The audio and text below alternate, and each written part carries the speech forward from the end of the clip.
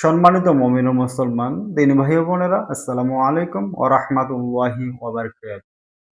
আপনারা দেখতেছেন অদৃশ্য জিন ও জাদুর কোরআনিক চিকিৎসা চ্যানেল, সঙ্গে আছে আমি মোহাম্মদ জসিমউদ্দিন। সম্মানিত বন্ধুগণ, আমার আজকে আপনাদের মাঝখানে খুব গুরুত্বপূর্ণ একটা বিষয় নিয়ে কথা বলবো ইনশাআল্লাহ। বিষয়টা হচ্ছে যে জিনের রোগী। জিনের রোগী যখন একটা জিন তাকে আক্রমণ করে, আক্রমণ করার পর যখন জিনটা চলে যায়, তখন কিন্তু রোগীটা বেহুশ হয়ে যায়। রোগীটার কোনো সেন্স থাকে না, রোগীটা অজ্ঞান হয়ে যায়। শুধু এটা না, এটা প্রত্যেকটা জিনের রোগীর ক্ষেত্রে এই জিনিসটা হবে। জিনিসটা প্রত্যেকটা জিনের রোগী যখন আপনার রোগীর বডির ভিতরে, রোগীর বডির সাথে ম্যাচিং হয়ে যখন কোনো জিন প্রবেশ করে অথবা ভর হয়ে যায়, তখন ওই জিনটা যখন রোগীটা থেকে চলে যাবে, তখন কিন্তু দেখবেন ওই রোগীটা অজ্ঞান হয়ে যায় অথবা কোনো সেন্স থাকে না, বেহুশ হয়ে পড়ে যায়। এই সময় আপনারা কিভাবে ওই রোগীটাকে আপনারা হুঁশে ফিরিয়ে নিয়ে আসবেন অথবা কিভাবে তাকে জাগ্রত করেন অথবা হুঁশে ফিরিয়ে নিয়ে আসবেন।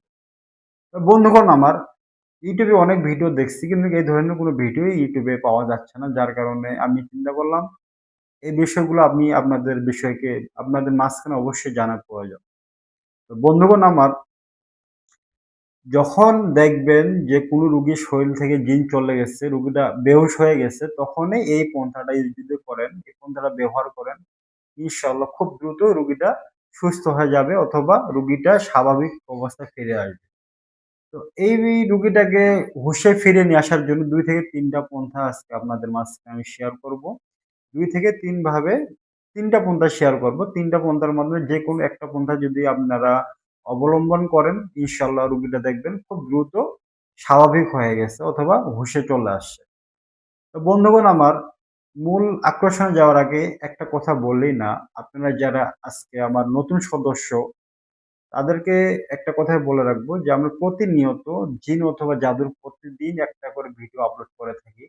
অবশ্যই আমাদের চ্যানেলটি সাবস্ক্রাইব করে পাশে থাকবেন, কারণ প্রতিনিয়ত আমরা একটি করে বিষয় আপনাদের মাঝখানে নিয়ে আসি। আর যারা আমার সদস্য আছেন তাদেরকে অসংখ্য ধন্যবাদ। তো বন্ধুগণ আমার, যখন দেখবেন রুগীটার জিনটা চলে গেছে, রুগীটা থেকে জিনটা চলে গেছে, তখন প্রথম পন্থা যেটা আপনারা ব্যবহার করতে পারেন, একটা রুগীর পরিপূর্ণ হুঁশে আসতে মিনিমাম ৫ থেকে ১০ মিনিট, ১৫ মিনিট, ২০ মিনিট পর্যন্ত সময় লেগে যেতে পারে। এটা ভয় পাওয়ার কিছু নাই। ঠিক আছে? যারা নতুন মুত্তাব্বির আছেন অথবা গ্রামগঞ্জে যারা বসবাস করেন, তারা কিন্তু এই জিনিসটা বিভ্রান্ত সৃষ্টি হন যে আসলেই রুগীটা কোনো সেন্স নাই অথবা সে কথা বলতেছে না, দাঁত লেগে গেছে, আসলেই কোনো সমস্যা হলো কিনা। আসলে বন্ধুগণ, এটা সমস্যা কিছু না। তো আপনি যদি চান খুব দ্রুত রুগীটাকে হুঁশে ফিরিয়ে নিয়ে আসবেন, তাহলে এই পন্থাগুলো ব্যবহার করবেন। প্রথমত যে পন্থা ব্যবহার করতে পারেন, আপনারা ১ গ্লাস, কাঁচের গ্লাসের মধ্যে ১ গ্লাস পানি নিবেন। পানি নেওয়ার পর অ্যা আয়াতুল কুরসি, আপনারা সকলেই মুখস্থ আছে ইনশাআল্লাহ।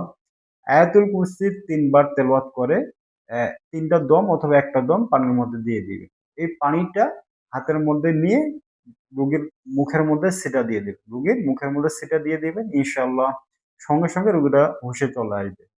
২য় নাম্বারে যে পন্থাটা হতে পারে, ব্যবহার করতে পারেন, আপনি রোগীর অ্যা নাকটা মিনিমাম ১০-২০ সেকেন্ড আপনি যদি বন্ধ করা রাখেন, তাহলে দেখবেন রোগীটা অ্যা খুব নগতেই মানে হুঁশে চলে আসবে।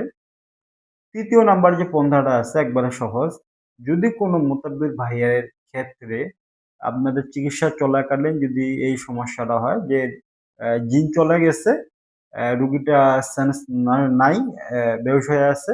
জাস্ট খালি আপনি রুগীর নাম ধরে যদি ডাক দেন, ইনশাআল্লাহ রুগী দেখবেন সরাসরি আপনার নামের জবাব দিবে অথবা সে হুঁশে ফিরে আসবে ইনশাআল্লাহ। তো বন্ধুগণ আমার, এটার ভয় পাওয়ার কিছু নেই, আতঙ্ক হওয়ারও কিছু নেই। ইনশাআল্লাহ আপনি যে পদ্ধতিটা অবলম্বন করেন, আশা করি ইনশাআল্লাহ খুব দ্রুতই রুগীটা হুঁশে চলে আসবে। যদি আপনারা যদি পদ্ধতি না ব্যবহার করেন, তাহলে সর্বোচ্চ ৫-১০ মিনিট, ১৫ মিনিট, ২০ মিনিট পর্যন্ত সময় লাগতে পারে। কিন্তু অবশ্যই রুগীটা সেন্সে আসবে। তো বন্ধুগণ আজকে এ পর্যন্তই। আসসালামু আলাইকুম ওয়া রাহমাতুল্লাহি ওয়া বারাকাতুহু।